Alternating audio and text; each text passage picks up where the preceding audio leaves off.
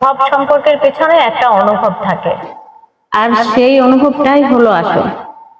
আমি জানি সবাই আমাকে ভালোবাসবে না, তবুও আমি চেষ্টা করি যেন কারো প্রতি কখনো অবমাননা না আসে আমার আচরণে। কারো অপছন্দের মানুষ হলেও এমন কিছু করি না যাতে তার নিজের সম্মান ক্ষুণ্ণ হয়। কারণ আমি চাই না আমার কারণে কেউ ঘৃণা পুষে রাখুক মনে। সম্পর্ক থাকুক বা নাই থাকুক, মানুষটা যেন থেকে যায়।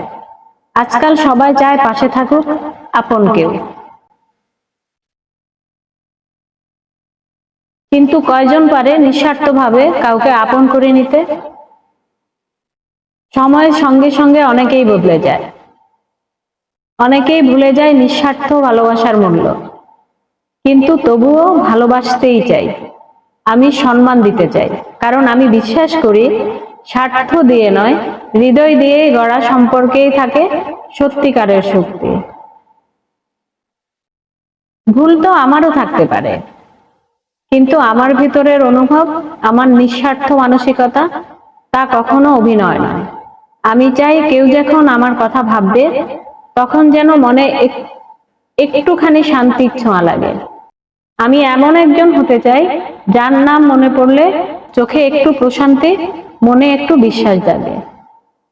সবকিছু দিয়ে মানুষকে পাওয়া যায় না, কিন্তু একটু মায়া, একটু শ্রদ্ধা আর একটা নিঃস্বার্থ হৃদয়, এগুলোই দূরের মানুষকে হৃদয়ের খুব কাছে টেনে আনে। ভালোবাসা শুধু বলার নয়, সেটা অনুভব করার বিষয়। সম্মান শুধু বয়সের জন্য নয়, সেটা হয় মনের উচ্চতার জন্য।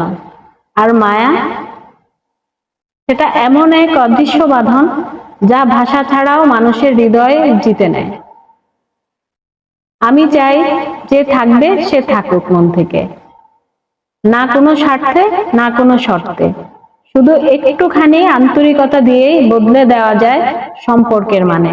আর আমি বিশ্বাস করি হৃদয় দিয়ে জেতা যায় মানুষের হৃদয়।